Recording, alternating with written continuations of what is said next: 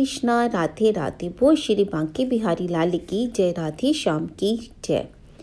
युधिष्ठिर कहने लगा कि हे भगवान, ज्येष्ठ कृष्ण एकादशी का क्या नाम है तथा उसका महत्तम क्या है, सो कृपा करके कहिए। भगवान श्री कृष्ण कहने लगे, हे राजन, ये एकादशी अचला तथा अपरा दो नामों से जानी जाती है। पुराणों के अनुसार ज्येष्ठ कृष्ण पक्ष की एकादशी अपरा एकादशी है, क्योंकि यह अपार धन देने वाली है। जो मनुष्य इस व्रत को करते हैं वे संसार में प्रसिद्ध हो जाते हैं। इस दिन भगवान त्रिविक्रम की पूजा की जाती है।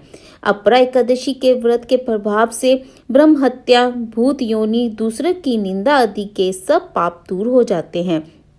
इस व्रत के करने से पर स्त्री गमन, झूठी गवाही देना, झूठ बोलना, झूठे शास्त्र पढ़ना या बनना, झूठा ज्योतिषी बनना तथा झूठा वैद्य बनना आदि सब पाप नष्ट हो जाते हैं। जो क्षत्रिय युद्ध से भाग जाएं वे नरकगामी होते हैं, परंतु अपरा एकादशी का व्रत करने से वे भी स्वर्ग को प्राप्त होते हैं। जो शिष्य गुरु से शिक्षा ग्रहण करते हैं फिर उनकी निंदा करते हैं वे अवश्य नरक में पड़ते हैं, मगर अपरा एकादशी का व्रत करने से वे भी इस पाप से मुक्त हो जाते हैं। जो फल तीनों पुष्कर में कार्तिक पूर्णिमा को स्नान करने से या गंगा तट पर पितरों को पिंडदान करने से प्राप्त होता है, वही अपरा एकादशी का व्रत करने से प्राप्त होता है।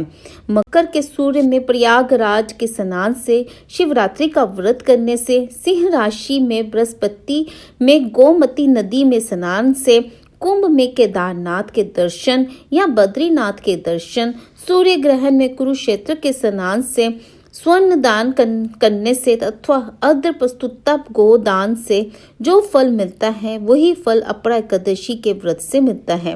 ये व्रत पाप रूपी वृक्ष को काटने के लिए कुल्हाड़ी है, पाप रूपी ईंधन को जलाने के लिए अग्नि, पाप रूपी अंधकार को मिटाने के लिए सूर्य के समान है, मृगों को मारने के लिए सिंह के समान है। अतः मनुष्य को पापों से डरते हुए इस व्रत को अवश्य करना चाहिए। अपरा एकादशी का व्रत तथा भगवान का पूजन करने से मनुष्य सब पापों से छूटकर विष्णु लोक को जाता है। अपरा एकादशी व्रत कथा। एक पुरानी कथा के अनुसार महाध्वज नामक एक धर्मात्मा राजा थे, लेकिन राजा का छोटा भाई अधर्मी तथा पापी था। उसके छोटे भाई ने साजिश रचकर अपने बड़े भाई महाध्वज की हत्या कर दी और उसने राजा के शव को पीपल के पेड़ के नीचे दबा दिया। उसकी अकाल मौत के कारण उसकी आत्मा भटकने लगी और उसने पीपल के पेड़ पर अपना डेरा जमा लिया। राजा पीपल पर रहने लगा और उस रास्ते में आने जाने वालों को परेशान करने लगा।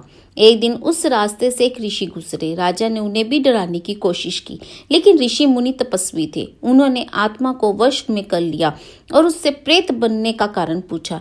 ऋषि मुनि को राजा ने पूरी बात बताई। राजा की बात को सुनकर ऋषि मुनि ने परलोक का ज्ञान कराया। ऋषि मुनि ने राजा को प्रेत योनि से मुक्ति दिलाने का विचार किया और प्रेत को पीपल के पेड़ से उतारकर परलोक विद्या का उपदेश दिया। उस दिन ज्येष्ठ मास की एकादशी भी थी। ऋषि ने अपरा एकादशी का व्रत किया। इस दिन विधि पूर्वक पूजा अर्चना की। एकादशी के पुण्य को राजा को अर्पित कर दिया, जिसके प्रताप से राजा प्रेत योनि से मुक्त हो गया। राजा को स्वर्ग में स्थान प्राप्त हुआ। अपरा एकादशी के दिन व्रत और पूजा बहुत ही फलदायक माना गया है। इस दिन पूरे विधि विधान और सच्चे मन से की गई पूजा और प्रार्थना दोनों ही ईश्वर स्वीकार करते हैं। भगवान विष्णु के आशीर्वाद से मनुष्य के सभी पाप धुल जाते हैं और उसके जीवन में सुख और शांति बनी रहती है। बोल श्री बांके बिहारी लाल की जय, राधे श्याम की जय, वो विष्णु भगवान की जय।